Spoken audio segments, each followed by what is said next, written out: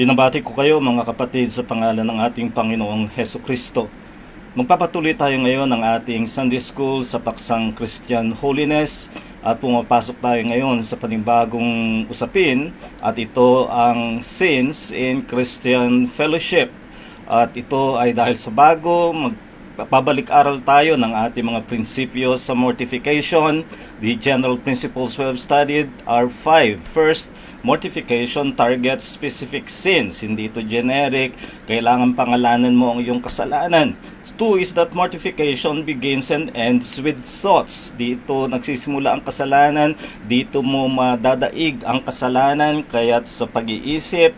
And then third is that mortification deals with the occasions of sin. May mga sanhi ang kasalanan, may mga okasyon, at kung hindi mo haharapin ang mga sanhi at okasyon na yon, ay hindi ka mananaig sa kasalanan. Fourth is that mortification cultivates the opposite grace. And I've always said, hindi ito sequential, hindi ito magkasunod, kundi corresponding, magkasabay. Habang dinadaig mo ang kasalanan, ay nililinang mo ang kabaligtarang biyaya nito, ganyan ang pananaig. At ang ikalima ay napakahalaga, mortification is by enabling of the Spirit. This is not a program of self-discipline and resolution. We need the enabling of the Holy Spirit in order that we may mortify sin and cultivate grace. Ngayon, ang titingnan natin ay fellowship as a church mandate and therefore the sins against fellowship. Na ang fellowship ay mandato sa iglesia, napakaliwanag sa isa sa pinakamaagang paglalarawan ng iglesia sa Biblia. This was the result of Peter's Pentecost sermon in which 3,000 souls were baptized and added to the church. Immediately after that, we are told the life function of the church, and they devoted themselves to the apostles' teaching and the fellowship, to the breaking of bread and the prayers. Mahalaga yung translation niyan.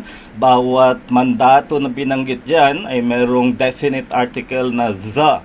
It is the apostles' teaching and the fellowship, the breaking of bread, and the prayers. Ang ibig sabihin talagang tumutukoy doon sa ginagawa ng iglesia. At makikita natin dito that fellowship is among the pillar mandates of the church. Hindi natin maaring maliitin ang fellowship.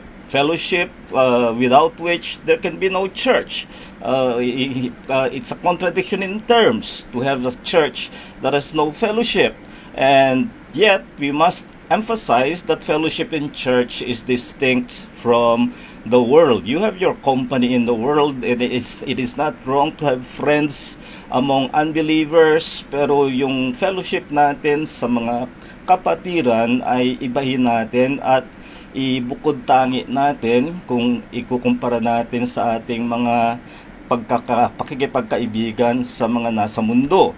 So, the chief distinction is that fellowship with God is the ground of our fellowship with one another. This is so clearly stated in 1 John 1:7. If we walk in the light as He is in the light, we have fellowship with one another, and the blood of Jesus, His Son, purifies us from all sin. So this is where we make distinct the fellowship that we enjoy in the church with the brethren. Kung ikukumpara sa mundo, our ground of fellowship with one another is not a common interest, not a common job, not a common personality, but because we have fellowship with God. This is something that is rooted in the very word used for fellowship in the Greek. Koinonia means common, or in the verb it is to share. And what do we have in common as Christians is the fundamental question, and the answer to that is that Christians have in common salvation in Christ. We may not have many things in common, but what we have in common if we are genuine Christians is that we are saved by grace in Christ. And that makes it clear that fellowship must be based on the gospel. sa ebanghelyo ng kaligtasan. We do not fellowship simply because it's fun to do so. Fellowship is not to be understood as some happy activities. Fellowship is based upon the gospel of Jesus Christ. And what is the goal? Anong hinahanap nating mangyari sa ating fellowship? Of many verses we can use, perhaps the key is Ephesians chapter 4 and verse 16. Here Paul is describing the body life of the church, and he says in this verse, the whole body, the church that is, joined and knit together by what every joint supplies according to the effective working by which every part does its share. And that's the word we have in the Greek of koinonia or koinos, causes growth of the body for the edifying of itself in love. Kaya't maliwanag ang ating layunin sa fellowship ay magpatibayan, magpalakasan ng espiritual na paraan sa isa't isa bilang bahagi ng iglesia. And therefore, there are sins against fellowship. At yan ang mga tatalakayin natin sa bahaging ito ng ating pag-aaral. These sins against fellowship are not merely personal but corporate in impact. Ang naapektuhan niyan ay ang pagkomunidad ng iglesia, at yan ang bigat ng ganyang kasalanan. And therefore, when one breaks fellowship and does not repent of it, and it is a continuing offense, it can be censurable. So let me therefore begin with what sin, the first sin that is against fellowship, and I call it the sin of extreme solitude. Yung masyadong pag-iisa, pinipili na magsarili. Now let me make first an important clarification. There is an essential solitude in the Christian faith. Sa pananampalataya natin, may mga bagay na ginagawa nating mag-isa, ginagawa nating personal. In fact, the very beginning of the Christian life, which is conversion, is personal. You need to be converted as between you and God. No one can be converted for you. You must come to Christ. You must have a personal relationship with Christ as Lord and Savior in order to be converted. At ito mismong pinag-aaralan natin sa series na ito. Holiness is also, in many aspects of it, personal. Walang iba na magpapakabanal para sa iyo at magiging iyo na yung kanyang kabanalan. Kinakailangan ikaw mismo ay nagpapakabanal, at ang ibig sabihin niyan, ikaw mismo ay gumagamit ng mga kasangkapan para magpakabanal. And that brings me to the third point, which is that there are personal means of grace. If you will be holy, there are important means of grace we must engage in, and you must engage in those means yourself.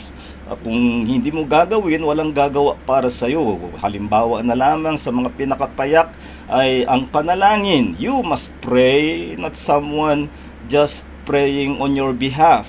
You must study the word for yourself. Magandang nakikinig ka sa salita ng Diyos sa pangangaral, ngunit meron ka dapat personal na pagkain ng salita ng Diyos. So these are personal and activities that we experience in solitude, and I choose the words of the King James in Psalm 62 verse 5 because it stresses the singular.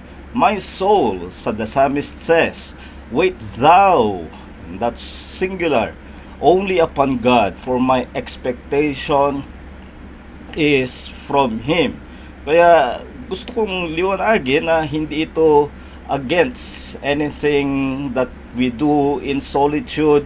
In fact, we must cultivate the life of solitude in terms of these things I have mentioned. However, when that solitude becomes a pretext to ignore fellowship, that solitude is now a sinful extreme. Kapag pinangangatwiran na may ginagawa ka namang personal at pinawalang bahala mo ang Christian fellowship, that is sinful. And perhaps Proverbs 18 verse 1 makes that clear.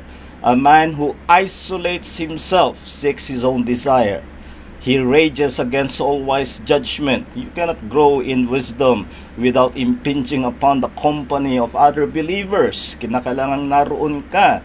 Kaya ang solitude ay maganda, yung pag-iisa sa maraming bagay ay kailangang palaguin natin, pero hindi ito katwiran na lumayo sa Christian fellowship. So let us consider the forms, and I will address 3 forms of extreme solitude. And the first is what I call unchurched Christian profession. Ito yung nag-aangkin na siya'y Kristiyano, pero sa kung anumang kadahilanan niya, siya ay lumalayo sa iglesia. Parang takot siya sa iglesia. Either he is not attending any church, or if he attends, he does not formally join any church. And there can be various reasons for this. Now, one that is rooted in a false application of doctrine is that of the doctrine of the universal church. And I have heard Christians use this and wrongly apply to why they are not joining local churches. Miyembro naman daw sila ng pangkalahatang iglesia ng Panginoong Hesukristo. We believe in the universal church. That is what Jesus called in John 10:16, the one flock under one shepherd. All true sheep of Christ belong to the one flock. That is the universal church. However, to ignore or to belittle the local church because of that is a misapplication.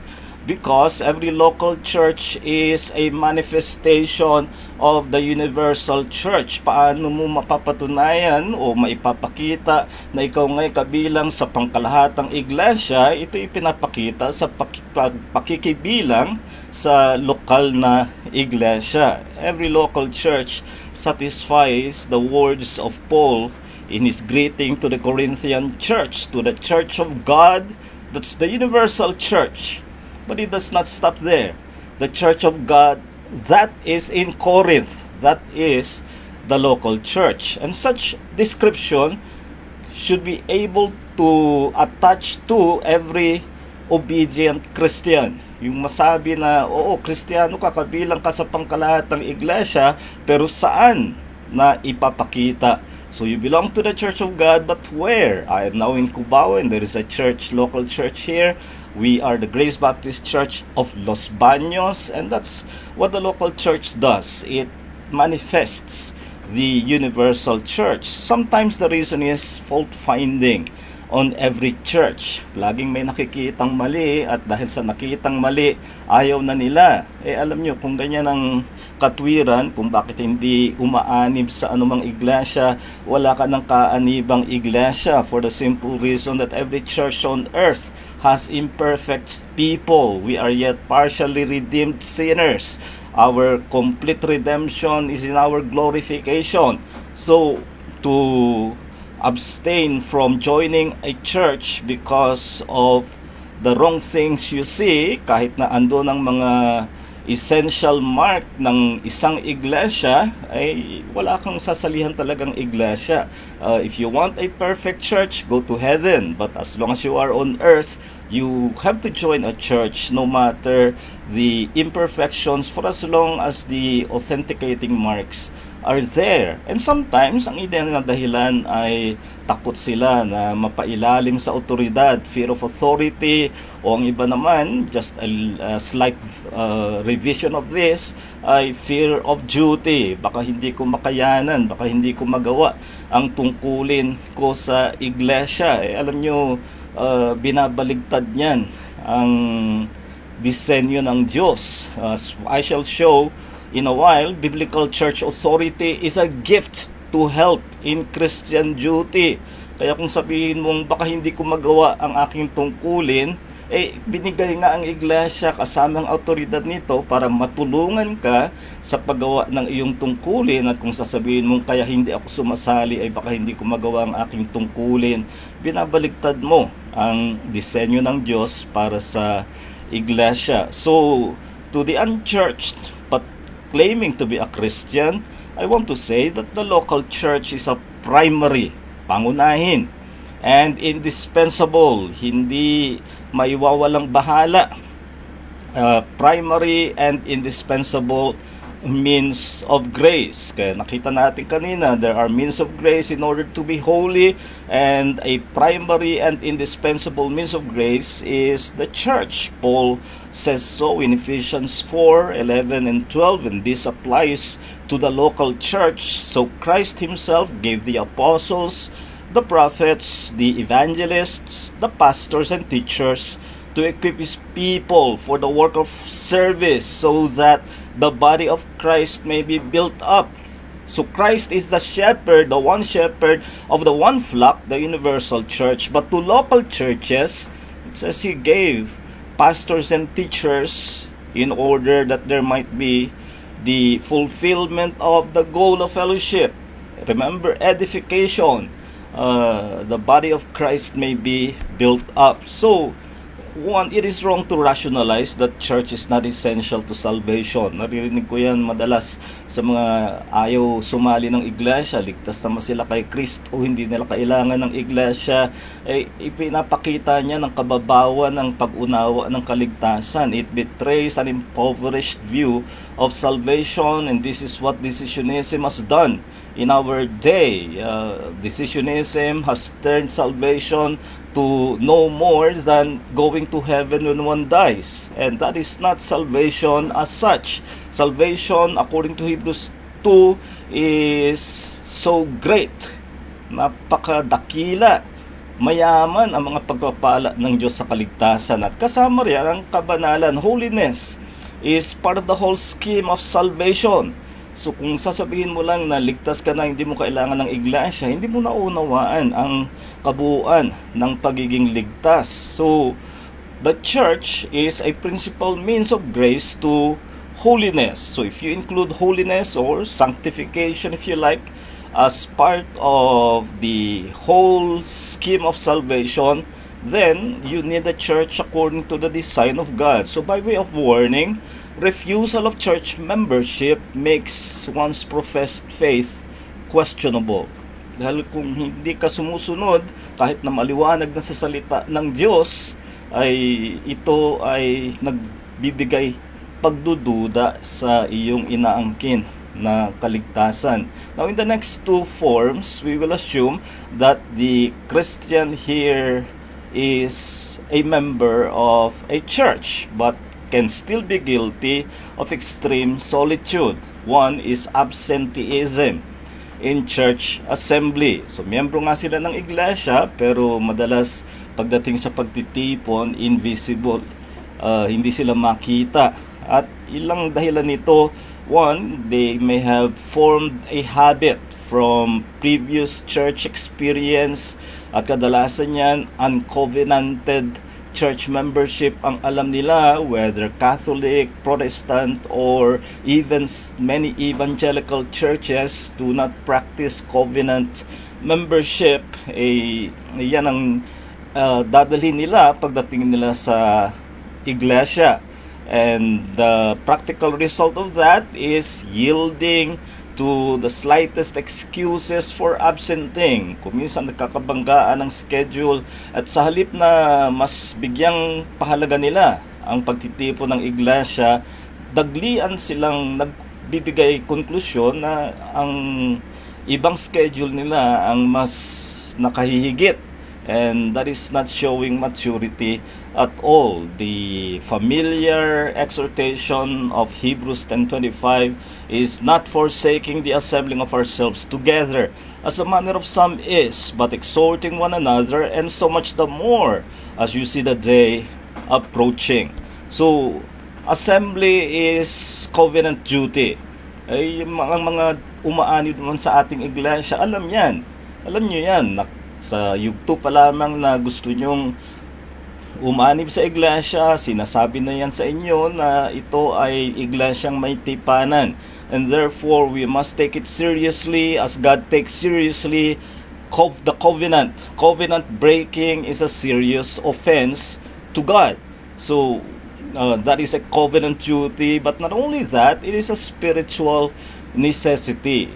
Kailangan mo. Yan ang isang bagay na panindigan mo tungkol sa iglesia. Ibinigay ito ng Diyos sa iyo dahil kailangan mo. Kaya't bilang babala there is no maturity without faithful assembly. And I'm assuming here that you're a true Christian, but you will never grow into maturity without the church, because that is what God has given as a principal means to grow up. So that is absenteeism in church assembly. And the third is, again, assuming that the person in view here is a church member, and let's even assume that he is attending regularly. But another form of extreme solitude is non-participation in serving endeavors, in ministries. Alam niyo, sa larangan ng palakasan or sports, ang tawag rin ay bench warmer. Yung hindi naman nagpa-participate talaga sa laro. Pero alam nyo, nakapanood na ako kasama ng anak ko madalas sa Araneta Coliseum ng mga laro ng PBA. Kahit pa yung tinatawag na bench warmers, very involved sila sa cheering, encouraging, reminding the active players. So in a sense, they're still involved. Unfortunately, in the church, many are real bench warmers in the sense that they are spectators, tagapanood lang ng mga nangyayari sa iglesia, at sa kanilang tingin, attendance is sufficient to fulfill their church duty. Yan maaari ang nagpapakilo sa iyo na dumalo pero wala namang pakikilahok sa gawain ng iglesia. And sometimes this is compounded by a false humility of denying gifts that can contribute. Iniisip maaari na wala akong katulad nilang kaloob, wala akong mayaambag sa mga gawain ng iglesia. Ang sasabihin ko sa iyo, hindi totoo yan. And Ephesians 4:7 says, "Now to each one," tingnan niyo yung singularity, "to each one of us, grace has been given according to the measure of the gift of Christ." Again, it's in the context of the body life, and everyone has a gift to contribute to the whole body life of the church. And in 1 Peter 4 verse 10, "As each one," so it simply assumes that this is true, "as each one has received a special gift, employ it in serving one another as good stewards of the manifold grace of God." So these two verses, and I can cite more, but they teach that every member has a gift for service. May kaloob ka para sa gawain ng iglesia. Let me give you first an encouragement from no less than the words of our Lord Jesus in Matthew 10, in sending his disciples to preach the message of the kingdom. Towards the conclusion of that discourse, he says, "He who receives a prophet in the name of a prophet shall receive a prophet's reward. And he who receives a righteous man in the name of a righteous man shall receive a righteous man's reward." So take note, "And whoever in the name of a disciple gives to one of these little ones even a cup of cold water to drink, truly I say to you, he shall not lose his reward." A very comforting words from our Lord. It tells us that even, quote, "the smallest act of service in the kingdom is not lost on God." Hindi minamaliit, hindi winawalang bahala ng Diyos. So let it be an encouragement to you, whatever it is that you do which may seem small in comparison to the more public and prominent ministries done by others. Nag-aayos ka ng gamit sa iglesia, naglilinis, o ano pa man, yan ay kasama sa maiaambag mo sa gawain at buhay ng iglesia. By way of warning, 1 Corinthians 4 verse 2, remember Peter in the previous slide, we are stewards. Now, moreover, Paul says, it is required in stewards that one be found faithful. Kinakailangan maging tapat tayo sa ipinagkatiwala sa atin.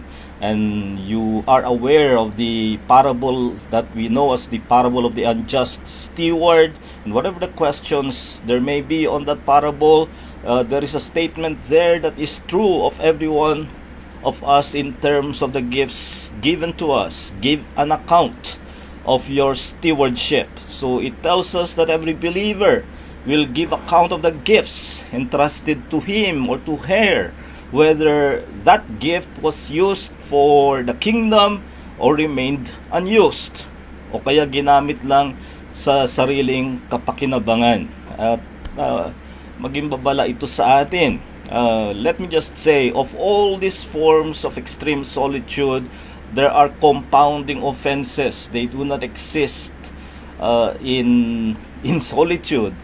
They exist with these compounding offenses. Bakit ganun ang ginagawa is selfishness and pride. Makasarili, tinitingnan lang niya ang kanyang interest or pride.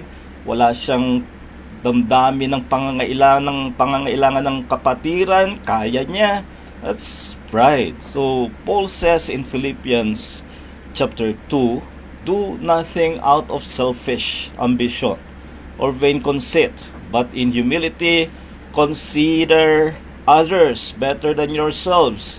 Each of you should look not only to your own interests, but also to the interests of others. Yan ang nangyayari sa buhay ng iglesia.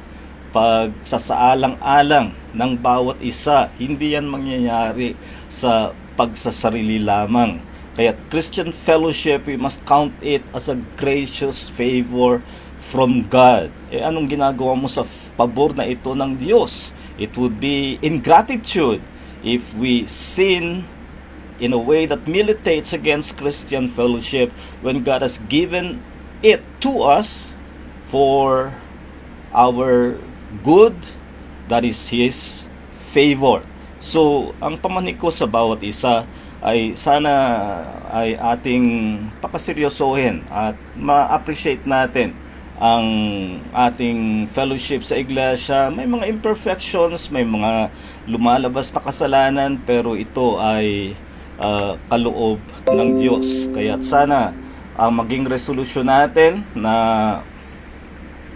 ang ating magiging attitude to Christian fellowship is that of acceptance, that of gratitude, and that of seeking to be as involved as possible to what God has given to us. At isang paraan yan para tayo ay magpakabanal. Maraming salamat sa inyong pakikinig. Sana tayo nakinabang at magkaroon tayo ng resolusyon na magpakabanal kasama ng kapatiran. At sana'y pagpalain kayo ng ating Diyos ayon sa kanyang pag-ibig, sa biyaya ng Panginoong Hesukristo at sa pakikipisan ng banal na Espiritu.